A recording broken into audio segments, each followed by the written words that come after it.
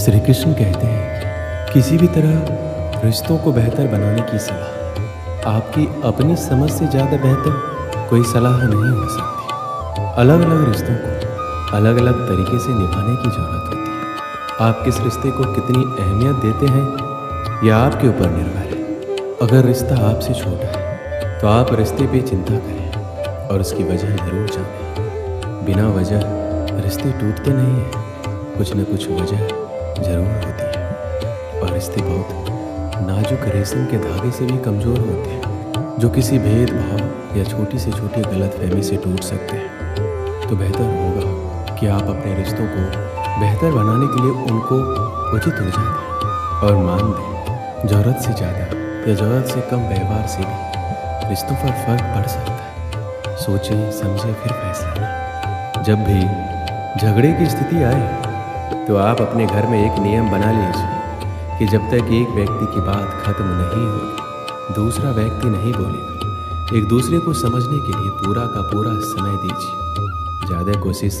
अपनों को समझाने की नहीं, दूसरों को समझने की कीजिए। निसंकोच अपनी प्रकृति और स्वभाव के बारे में बातें कीजिए।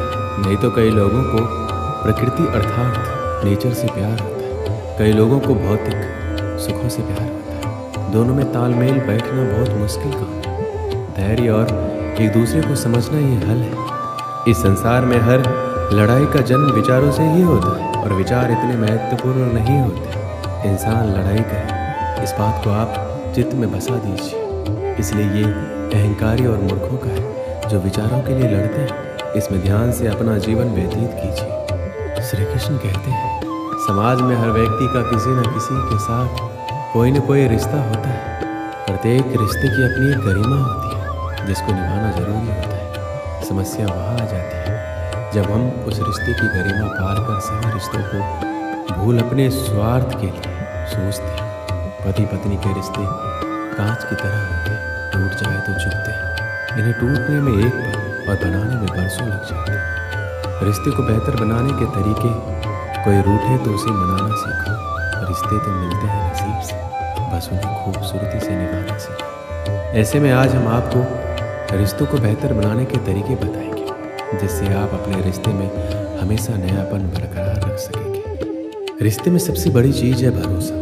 एक दूसरे पर भरोसा करना रिश्ते का पहला कदम होता है। एक दूसरे की अहमियत को पहचानना। अक्सर ऐसा होता है कि हम झूठे स्वाभिमान के चलते अपने साथी की अपनी ज़िंदगी में अहमियत को स्वीकारते ही नहीं। हम उससे भरोसे की उम्मीद तो करते हैं मगर उस पर भरोसा नहीं करते। अगर गौर करेंगे तो पाएंगे कि हम अपने ज़्यादातर रिश्तों में सिर्फ इसी कमी के चलते फासले बना लेते हैं। ये कदम इतना मुश्किल भी नहीं होता। ज़रा सा भरोसा एक दूसरे पर कीजिए तो सही। यकीन मानिए बदले में भरोसा, सहारा, प्यार और साथ सब कुछ आपको मिलेगा। रिश्तों को बनाने के लिए आपको अपने खास लोगों के साथ बातचीत, हालचाल लेते रहना चाहिए। कभी कभी बिना काम का भी फ़ोन उठाकर यूं ही मौसम की खबर ले लेना चाहिए। मतलब जो वाकई में खास है उनको समय दीजिए। ज़्यादातर लोग आपसे आपके स्नेहपूर्ण और ख्याल रखने को हमेशा के लिए याद करते हैं। इसलिए छोटे छोटे तरीक़ों से भी पूछते रहें कि हाँ जी आप आज कैसे हैं। अक्सर लोग समय के साथ बदल जाने का आरोप लगाया करते हैं, इसलिए उनको अपनापन महसूस करवाएं। गलतियाँ करना और उनसे सबक सीखते रहना सबसे ज़रूरी है।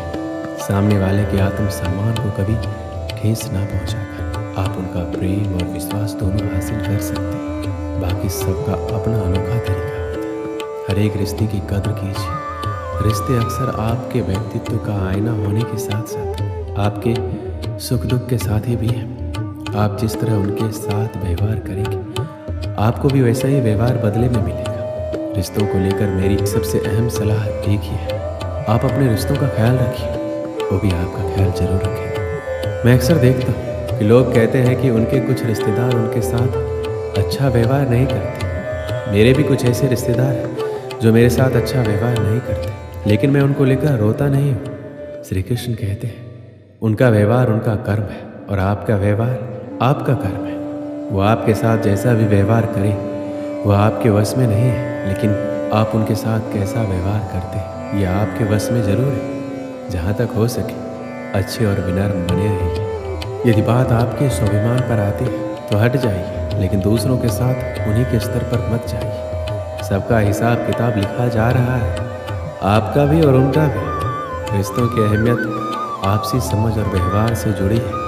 विविधता स्वाभाविक है, लेकिन अशिष्टता या फिर बुरा बर्ताव आपका अपना कर्म है। रिश्ते बहुत ही प्यारे होते हैं। रिश्ते उस अमृत की तरह है जिसे इंसान अपनी ज़िंदगी में सही तरह से सहेजना सीख ले, तो जब तक इस धरती पर बसे रहे वह कभी अकेला और उदास नहीं रह सकता। एक समय में दो भाई रहा करते थे। दोनों ही बड़े स्नेह के साथ रहते थे। कोई चीज़ लाते तो एक दूसरे के परिवार के लिए अवश्य लाते। छोटा भाई भी सदा बड़े को आदर तथा सम्मान की दृष्टि से देखता। एक दिन किसी बात पर दोनों में कहासुनी हो गई। बात बढ़ गई और छोटे भाई ने बड़े भाई को अपशब्द कह दिया। वहीं से दोनों के रिश्ते में खटास आ गई। पूरा 1 साल बीत गया, लेकिन दोनों में से किसी ने भी एक दूसरे से बात करने की कोशिश नहीं की। जब छोटे भाई की बेटी का शादी का अवसर आया तो उसने सोचा कि बड़े तो बड़े ही होते हैं, मैं उन्हें ही मना लेता हूँ। उसने भाई से बीती बातों को लेकर क्षमा मांगी और घर का विवाह कार्य संभालने का निवेदन किया। लेकिन बड़ा भाई मन में बात लेकर बैठा था, इसलिए उसने विवाह में जाने से मना कर दिया। इससे छोटा भाई भी दुखी हुआ, लेकिन उसने ठान लिया कि वह किसी भी तरह भाई को मना कर रहेगा। विवाह के काफ़ी दिन कम बचे थे। छोटे भाई के प्रयास लगातार जारी थे। एक दिन एक रिश्तेदार ने छोटे भाई को बताया कि तुम्हारा बड़ा भाई रोज एक महाराज जी के पास सत्संग सुनने जाता है, उनकी सारी बातें वो मानता है। इसके बाद छोटा भाई उन संत के पास पहुंचा और पिछली सारी बात बताते हुए अपनी गलती के लिए क्षमा याचना की और पश्चाताप व्यक्त किया। उसने संत से निवेदन किया कि आप मेरी बेटी के विवाह में मेरे बड़े भाई को आने के लिए राजी कर दें। दूसरे दिन जब बड़ा भाई सत्संग में गया तो संत ने उससे पूछा, तुम्हारे छोटे भाई के यहाँ कन्या का विवाह है, तुम क्या काम संभाल रहे हो? उसने जवाब दिया, मैं तो विवाह में सम्मिलित ही नहीं हुआ। कुछ वर्ष पूर्व मेरे छोटे भाई ने मुझे ऐसे कड़वे वचन कहे थे जो आज भी मेरे हृदय में कांटे की तरह खटक रहे हैं। संत जी ने कहा, सत्संग के बाद मुझे मिलकर जाना। सत्संग समाप्त होने के बाद बड़ा भाई संत के पास पहुंचा तो उन्होंने पूछा, मैंने बीते रविवार को जो प्रवचन दिया था उसमें क्या कहा था?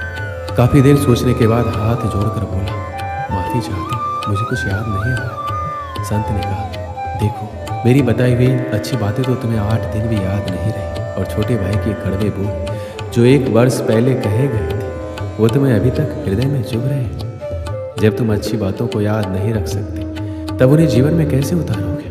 अगर जीवन नहीं सुधारा तब सत्संग में आने का लाभ ही क्या रहा? इसलिए यहाँ मत आया करो। ये सुनकर बड़े भाई की आंखें खुली। उसने आत्मचिंतन कर स्वीकार कर लिया कि वास्तव में हम सब कड़वे शब्दों को दिल में बसाकर गांठ बांध लेते हैं। जीवन भर उसे सोचकर अपने मन में दूसरों के प्रति नफरत बढ़ाते जाते हैं, लेकिन बात करके उसे सुलझाने का प्रयास नहीं करते क्योंकि हमारा अहंकार हम पर हावी होता है। इसके बाद बड़े भाई ने संत से भूल की क्षमा मांगी और अपने भाई को माफ़ कर दिया। इसलिए हमेशा सभी से स्नेह करते रहे और कोई भी समस्या हो उसे आप बात कर सुलझाने का प्रयास करें। दोस्तों, इस वीडियो में बस इतना ही। मिलते हैं अगली वीडियो में। अपना ख्याल रखिएगा। जय श्री कृष्ण।